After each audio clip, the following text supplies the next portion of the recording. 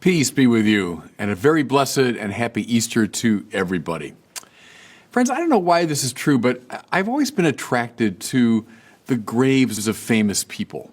So I've had a chance in my life to travel around the world and study in different places. And for example, when I was in Washington many years ago as a philosophy student, I used to love to go to Arlington Cemetery, and especially to that beautiful little hillside in front of the Custis Lee Mansion where the Kennedy brothers are buried. I'd go there and I would just sit for a long period of time and contemplate.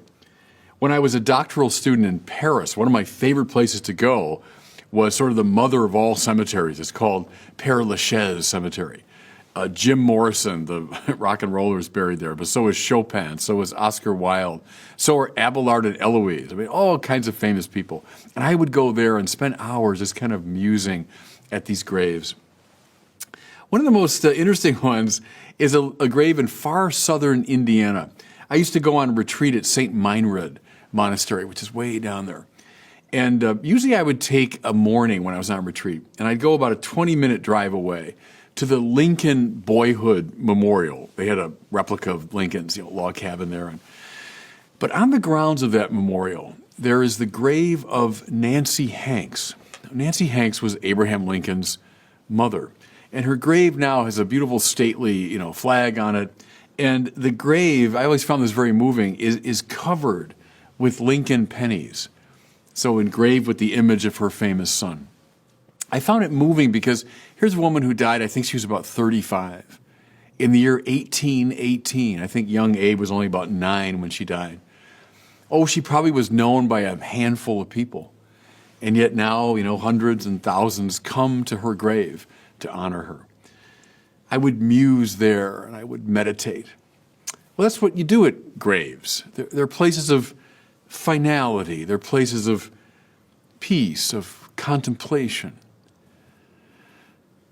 Then there's the grave at the center of our story for today.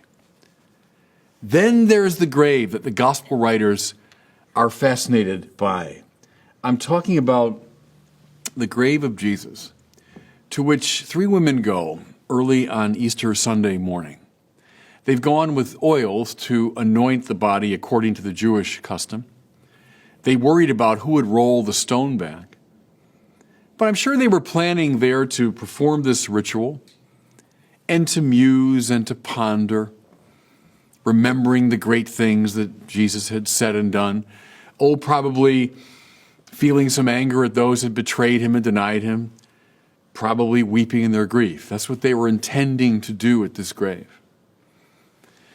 But they arrive, and to their infinite surprise, they find first the stone rolled away. Has a grave robber perhaps been at work? But their astonishment only increases when, looking inside, they see not the body of Jesus, but rather a young man in a white garment, who says to them, "You're looking for Jesus of Nazareth, who was crucified. He's been raised. He is not here. Look, there is the place where they laid him." The young man's message, to put it bluntly, was not that someone had broken into this grave, but rather someone had broken out of it. What was their response to this shocking news? And this is the first account we have in Mark's gospel. What's the reaction of these women? Listen. They went out and fled from the tomb, for terror and amazement had seized them. Yeah, graves, sure. They're places of quiet contemplation, places to muse, places to think. Then there's this grave, from which these women run in terror. And thereupon, brothers and sisters, thereupon hangs the tale of Easter. Jesus is not a fondly remembered figure from the past. He's not, a great spiritual teacher whom we recall with fond contemplation. We participate in the terror that these women felt as the absolute novelty and shock and surprise of Jesus' resurrection dawned upon them. You know what I love, friends, about this story is it militates against all attempts to domesticate the resurrection. And there's been a lot of this up and down the Christian centuries, and certainly in our own time. Oh, I think when I was going through seminary, this is some years ago, but these were books that we read in the seminary.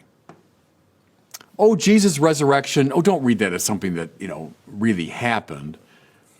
Rather, the disciples, after the death of their master, knew that his cause would go on. And so they invented the story of an empty tomb and appearances to symbolize the fact that his cause goes on. Or this view that was held by a very prominent theologian when I was going through school. After the terrible death of Jesus, the disciples nevertheless felt forgiven.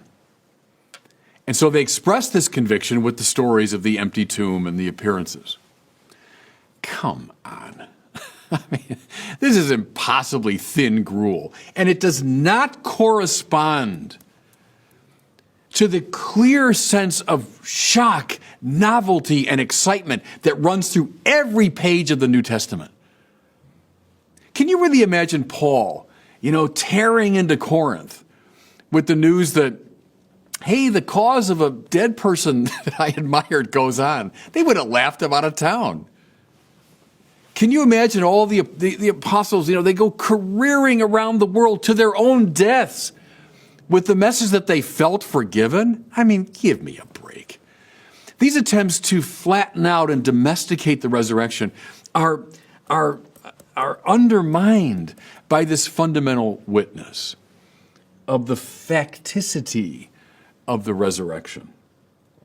Can I just draw three implications, friends, from the fact of Jesus' resurrection? First of all, it means that Jesus is Lord.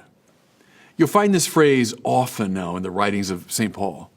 In his Greek, Jesus Kyrios. Jesus is Lord. And we might say, well, that's a blandly spiritual thing to say, but that was deeply subversive in the first century. Why? Well, because a watchword of that time and place was Kaiser Kyrios. Caesar's the Lord. He's the one to whom my allegiance is due. He's the one in charge of my life.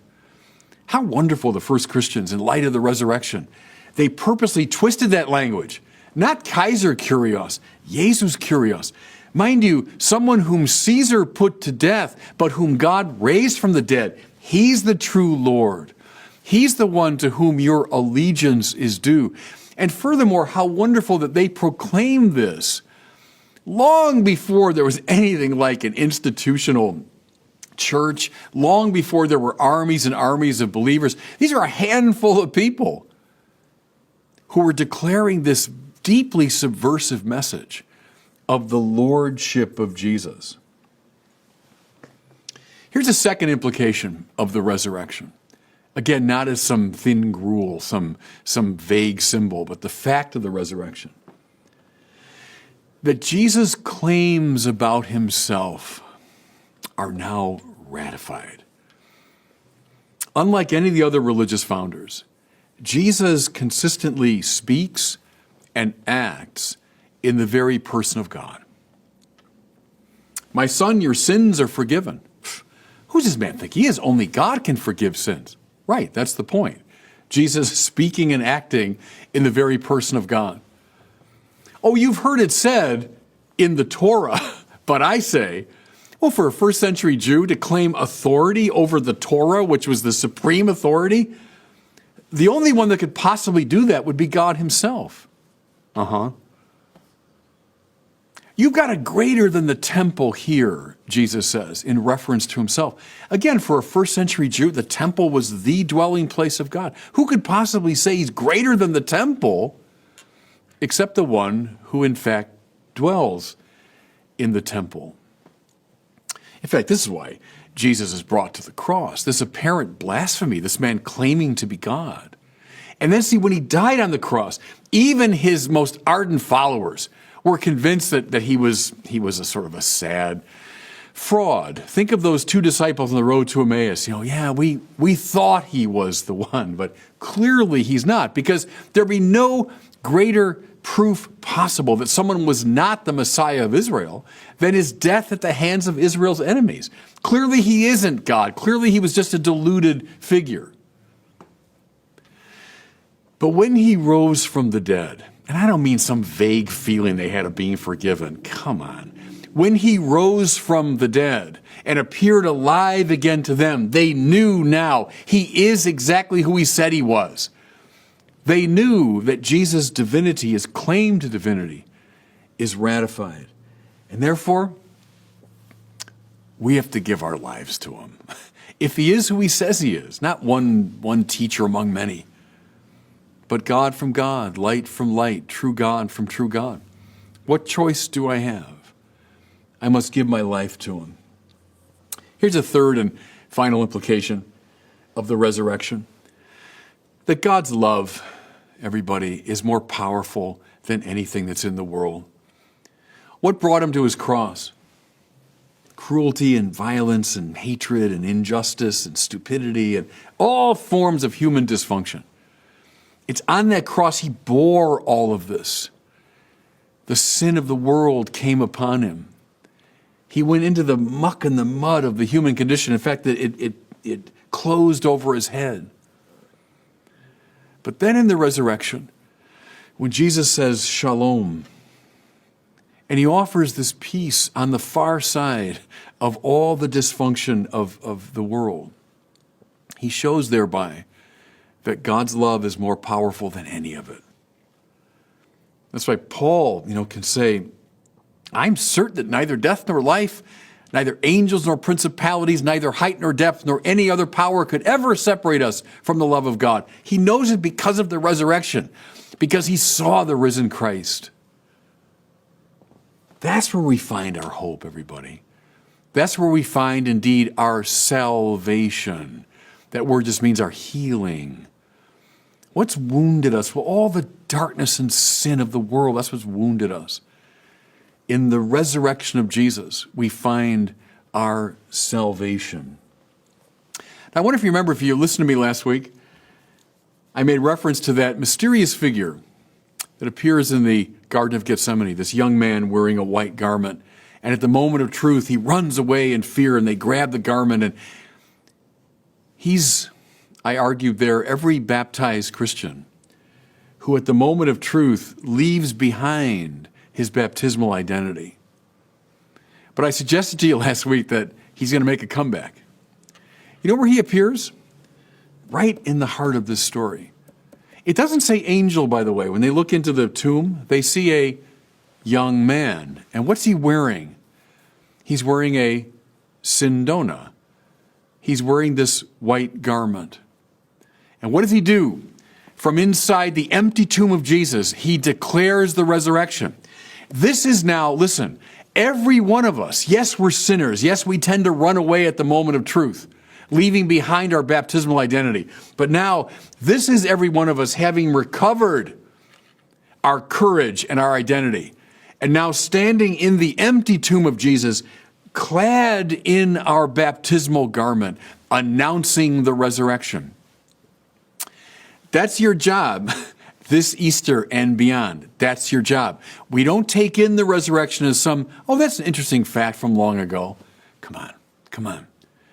We take it in as the definitive sign of the lordship of Jesus, the definitive sign that he's God from God, light from light, the definitive sign that God's love is more powerful than anything in the world. And our job, wearing that baptismal garment, is to declare it to all the world.